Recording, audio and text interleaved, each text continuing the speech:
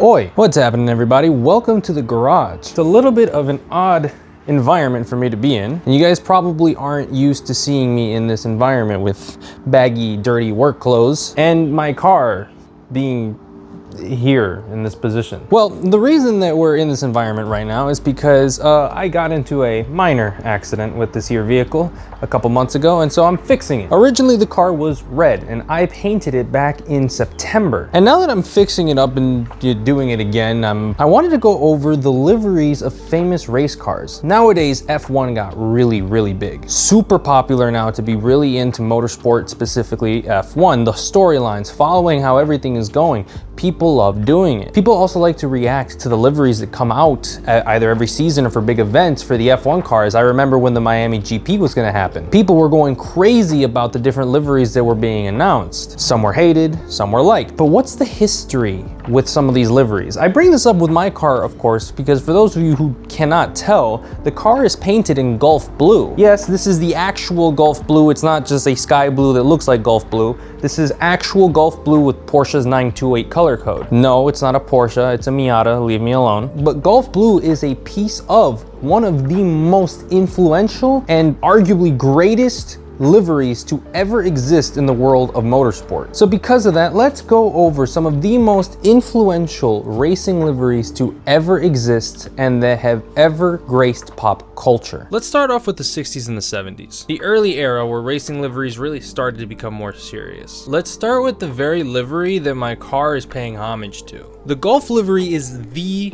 blueprint, sky blue with orange accents. Clean, contrasting, instantly recognizable. But the reality is it wasn't always famous. It became legendary because of the Ford GT40 and the Porsche 917s that dominated endurance racing in the 60s and the 70s. And the thing was that these cars weren't just fast, they were beautiful. The color scheme popped on camera back then, and it became symbolic with privateer excellence. And then Hollywood got involved. Steve McQueen's Le Mans movie is what really cemented it into pop culture. Now, you could argue that the Gulf livery is the racing world's little black dress. Timeless, classic, and somehow always in style. Next, we move into the JPS livery, or the John Player's Special livery. This livery was common and started off with Lotus F1. Black and gold. Sounds gaudy, right? But somehow Lotus managed to make it look like luxury on wheels. The JPS livery debuted in the early 70s and turned Formula One into a fashion show. The gold pinstripes on the matte black were elegant but aggressive. It looked like a tuxedo and a loaded weapon. But this wasn't just style, it was substance. The Lotus 72 and 79 were engineering marvels. Ground effect aerodynamics, lightweight design, and the livery that made them look like they were stealing secrets from Bond villains. It was the perfect storm of form and function. And it still shows up every now and then today on some tribute cars, because nothing says fast and classy like pretending your Miata smokes 2 packs a day. And those liveries were cool. But there's also a lot of merit to national liveries that really started to make themselves known during this era. And one of the most iconic and recognizable ones is that of the United Kingdom with British Racing Green. Before tobacco and energy drinks hijacked the color wheel, racing cars were decked out in national pride. You had red for Italy, silver for Germany, blue for France, and green for Britain. These weren't sponsorships, they were statements. British Racing Green was an identity. Think early Aston Martins and Bentleys, tearing through Le Mans before anyone really knew what aerodynamics were. The whole national color scheme thing kind of faded when a lot of the sponsorship money started to come in. You still see it every now and then on some more modern race cars, or you'll still see echoes of it in some racing cars. Big example, Ferrari is pretty much always red when it comes to racing cars. It's very rare that they're not. It's also why Jaguar still looks right in green. The design language of these liveries ended up getting baked into the DNA of these car companies. But with the mention of those sponsorship deals takes you into the era of the 70s and the 80s. And no livery screams 70s or 80s more than the iconic F1 livery of Marlboro. If Gulf is a little black dress, Marlboro is a three-piece power suit made of nicotine. The red and white chevron design became synonymous with dominance in the 80s and 90s. McLaren's MP4/4, driven by Ayrton Senna and Alain Prost, is one of the most successful F1 cars of all time, and it wore the Marlboro livery like a crown. And when Ferrari picked it up, somehow it made it even redder, despite being a cigarette ad, even after the tobacco ban in racing sponsorships. Teams kept the shape of the design. You'd see red and white liveries pop up with a mysteriously empty triangle where the logo used to be. Everyone knew it was Marlboro, but it wasn't there. That's how deep it ran.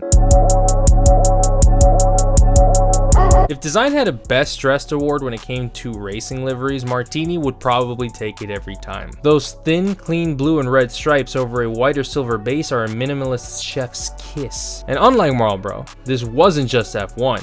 It was everywhere. Martini showed up on rally legends like the Lancia Delta and 037, Le Mans monsters like the Porsche 935, and even Formula One with Williams. The consistency in their design language across a variety of different kinds of cars is what made this livery so special, what made it so powerful. It's a masterclass in restraint, never too loud, but also never too boring. And today, a Martini livery on anything makes it look way cooler. Now, when it comes to more bold choices, because those also existed, I think of the silk cut Jaguar. Purple.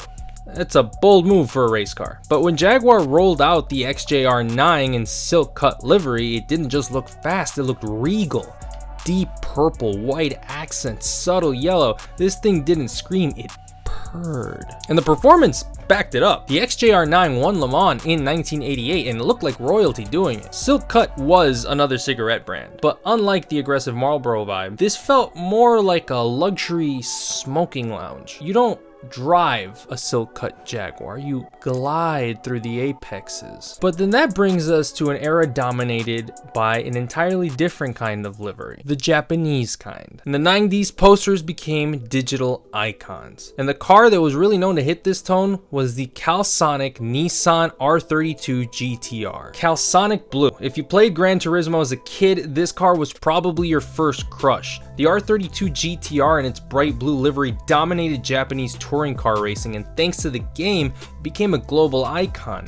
It's simple, blue paint, white logos, black wheels, but it's burned into every car enthusiast's brain. It's also kind of what helped cement the R32's nickname of Godzilla. A car so dominant, they basically had to nerf it. It wasn't trying to be cool, it just was. But some liveries were known a little bit more for their chaotic side, and nothing screamed more chaos than the Castrol Toyota Celica and Toyota Supra. It looks like chaos. White base, green and red swirls covered in sponsor logos like a kid with sticker bombs, and somehow it works. The Castrol livery became synonymous with Toyota's rally and touring cars in the 90s. Celicas flying through gravel stages, Supras tearing up JGTC circuits. The paint job looks like a ramen packet, but the cars were dead serious. It's loud, it's messy, but it's iconic. A perfect visual match for the golden age of motorsport marketing. But some liveries weren't standard and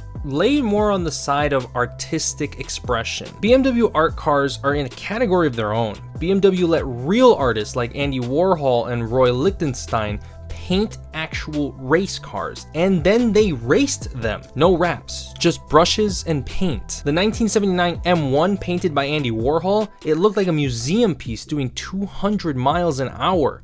It's one of the most direct intersections of art and speed you'll ever see. The idea was weird, risky, and on an M1, expensive, which made it incredibly BMW. And while technically not liveries in the traditional sense, they left a huge mark on how people view race cars. They weren't just machines anymore, they were moving canvases.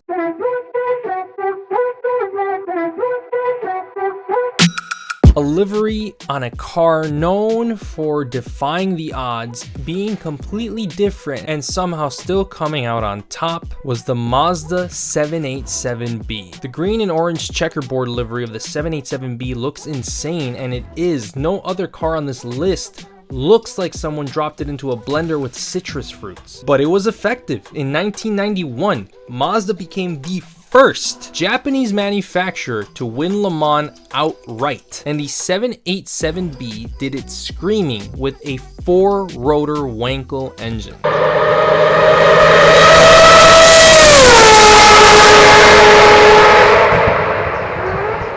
The sound was otherworldly. The look, unforgettable. It was a legacy moment when it won. And that livery became a symbol of it all. You can even find it on some kits for the Mazda RX-7. But that brings us into the modern era. And it makes total sense when you're talking about the modern era to look at the effect that Red Bull has had on the world of livery design.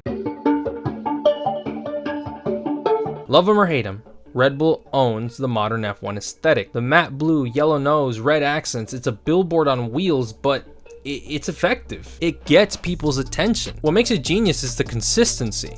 Since 2005, the Red Bull livery has evolved but never lost its identity. That means it's instantly recognizable whether it's tearing up Monaco or doing donuts in an airfield with Travis Pastrana. And they've dominated the sport. So now that livery is associated with winning. It makes it legendary by default. But we can't talk about crazy iconic modern day liveries without referring to the crazy liveries of Ken Block and Hoonigan. First off, rest in peace to the GOAT Ken Block. You will forever be missed. A legend of the game. Ken Block changed the game. His cars didn't follow tradition. They were designed kind of in the vibe of skateboards or streetwear drops. Bold graphics, contrasting patterns, chaos turned into cohesion. His Gymkhana cars were purpose-built for virality. The liveries became part of the spectacle, making the car part of the show, not just the tool. Ken made liveries fun again. They weren't really all that much about sponsors, they were about vibes. His Focus RS, the Hoonicorn are two of the most iconic cars you'll find that he